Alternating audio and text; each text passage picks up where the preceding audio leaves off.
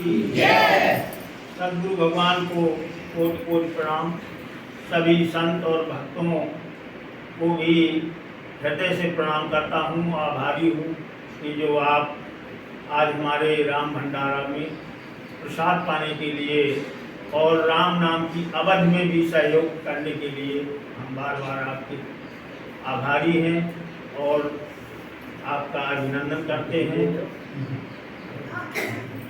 अब मैं जो है आज ज़्यादा तो नहीं बोलूँगा, लेकिन ये जो जुड़े हुए हमारे राम भक्त धर्म संस्था से जुड़े हुए भक्त और संत हैं, वो तो जानते हैं कि राम राम राम राम राम ही इसमें जपना होता है, लेकिन कुछ हमारे भक्त भी आए हैं तो मेरी समझ में कुछ जिज्ञासा उत्पन्न होती है। चश्मा उतारिए। जो नए हमारे भक्त हैं, तो एक प्रश्न तो उनके अंदर ये मन में उठता है कि ये राम राम राम करते हैं तो सीता राम क्यों नहीं, एक ये प्रश्न उठता है। तो मैं जो है जब वो हमारे इस कार्यक्रम में, इस राम भंडारा में और हमारे बड़ा धर्म के कार्यक्रम में आए हैं, तो मैं अपनी तरफ से मैं आपको कुछ बताने लायक तो नहीं हूँ। ये मानिए कि आप मुझसे बहुत बहुत ही अधिक अनुभवी हैं, ज्ञानी हैं और सत्संग भी किया है। इतना अनुभव मेरा नहीं है, लेकिन गुरु आदेश से मैं केवल आपके सामने एक निवेदन और प्रार्थना के रूप में अपना विचार कर सकता हूँ। तो मेरे विचार से कि राम में सीता हैं, राम और सीता में कोई भेद नहीं। राम हम राम कहते हैं तो उसमें ये नहीं है कहीं भेद कि सीता उसमें नहीं। केवल राम कहने से ही सीता राम हो जाता है, राम कहने से ही ओंकार हो जाता है, प्रणव भी उसी में है। ये कैसे, अब मैं अपना जो थोड़ा सा अपने अनुभव या उस ज्ञान की बात या गुरु जी से जो जाना है वो बता रहा हूँ कि तुलसी बाबा ने भी इस बात को वंदना में कहा है, सीताराम की जब चरणों की वंदना की है कि गिरा अरथ जल बीच सम कहियत भिन्न न भिन्न बंदम सीता राम पद जिन्हीं परम प्रिय खे। वो कह रहे हैं कि जिस प्रकार से सीता राम में कोई भेद नहीं है, जल में जो तरंग है, जैसे जल अगर राम है तो सीता तरंग है, तो जल से तरंग अलग कैसे हुआ? तरंग जल में ही, तरंग भी जल है तो जल भी जल है। तो सीता राम में कोई भेद इस प्रकार से नहीं है जैसे जल और तरंग में नहीं है। गिरा अर्थ जो शब्द हम उच्चारण करते हैं, जो वाणी से हमारे शब्द निकलता है, उस शब्द के साथ ही उसका अर्थ मिला हुआ है।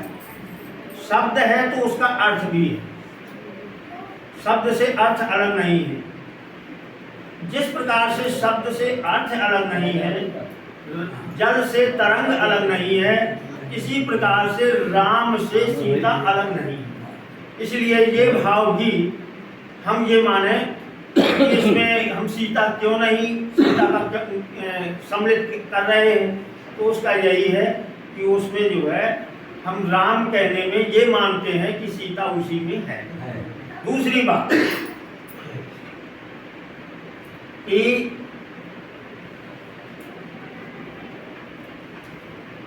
राम से बड़ा कोई नहीं है। राम ही सत्य है, राम ही चेतन है, राम ही परम पिता परमात्मा है, राम ही ब्रह्म है। तो ब्रह्म से ही सब उत्पत्ति है, सारे जगत की उत्पत्ति है। तो राम से पहले हम श्री क्यों नहीं लगाते? ये बताइए कि राम से श्री अगर बड़ा है तो फिर श्री लगाएं। राम से बड़ा जब कोई नहीं है तो राम के पहले हम श्री भी नहीं लगा सकते। इसलिए उस राम को हम रा और माँ को वही है कि बंदऊं राम नाम रघुवर को, हेतु किसानु भानु हिम कर। सभी मंत्रों का बीज है राम, सारी सृष्टि का बीज है राम, सभी मंत्रों का बीज है, सभी मंत्रों का राजा है राम। सभी मंत्रों से महामंत्र है ये मानिए, क्योंकि महामंत्र जो ही जपत महेशु काशी मुकुट हेतु उपदेशु। तो राम एक संबोधन भी है अपने ब्रह्म को, अपने पिता को। हम जो पुकारते हैं तो उस समय ये मानिए कि राम हमारा संबोधन है। जिसको आप पुकारेंगे वो वहाँ ध्यान जरूर पहुँचे, वहाँ संवेदना होगी। सभी लोग बैठे हैं, अगर हम भैया विनोद को बुलाएंगे, अगर यहाँ विनोद है तो विनोद ही समझेंगे कि मुझे बुलाया। तो जब हम राम कहेंगे तो राम एक संबोधन भी है और राम एक मंत्र भी है जो महामंत्र है। तो उसको चाहे संबोधन में बोलेंगे तो भगवान के यहाँ हमारी पुकार पहुँच रही है, और यदि मंत्र के रूप में है तो राम नाम राम राम राम राम राम राम चल रहा है तो भी वही पहुँच रहा है, मंत्र है अपने प्रभु का। तो राम में शुद्ध राम नाम का जप करना है, यही मुझे प्रार्थना करना है कि सब लोग राम राम राम सबको छोड़कर केवल राम राम राम राम का जप करें। और अवध जो हमारी 8 घंटे की हुई है प्रभु कृपा से कम 20 मिनट 24 मिनट कि अवध का भी संयम नियम ऐसा बने कि परिवार सहित मिलकर के राम राम की संकीर्तन करें जो हमारी अवध है। तो जो कोई ये अवध का नियम से शामिल करता है अपनी दिनचर्या में, उस परिवार में ना तो किसी प्रकार की भूत प्रेत बाधा जो नेगेटिव ऊर्जा है वो आती है, ना कोई किसी प्रकार का जादू टोना करने वाला जादू टोना कर पाता है, ना किसी प्रकार के आपके बच्चों को कोई बहला फुसला के उसको भ्रमित कर सकता है, और ना ही उस परिवार में किसी की अकाल मृत्यु हो सकती है। ये प्रभु पर अगर भरोसा विश्वास है तो ये निश्चित मानिए, इसमें कोई संशय नहीं है, क्योंकि प्रभु और गुरु की वाणी में कोई संशय नहीं है। माता पिता गुरु प्रभु के वाणी बिनहि विचार करिए शुभ जाने। तो गुरु पर कोई संदेह नहीं, वही उनके वचन हैं जो मैं आपके सामने प्रार्थना के रूप में प्रस्तुत करता हूँ।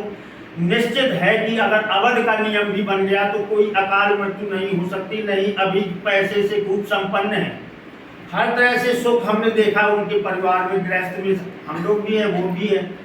लेकिन अभी एक नई बहू जो है कोई कारण नहीं, पता नहीं कैसे फांसी लगा के आत्महत्या कर ली। अब परिवार परेशान है, अब धन तो खूब है लेकिन इस प्रकार की घटनाएं हमारे बीच में हो रही हैं। यदि अवध नियम से हम करते हैं तो निश्चित मानिए कि आपके घर परिवार में इस प्रकार का कोई संकट भी नहीं आ सकता है। और प्रार्थना है कि सब लोग राम राम का जप करें, जरूर हर प्रकार से आपके सांसारिक जीवन में भी सुधार होगा, उन्नति होगी। आपके सब काम इस भवसागर में भी बनेंगे, भौतिक युग में इस जीवन में भी बनेंगे, और परलोक भी आपका सुधरेगा, ये निश्चित है। राम राम का अगर अविरल जप चलता है तो जन्म मरण से छुटकारा भी निश्चित है। राम राम की जय, राम राम की जय।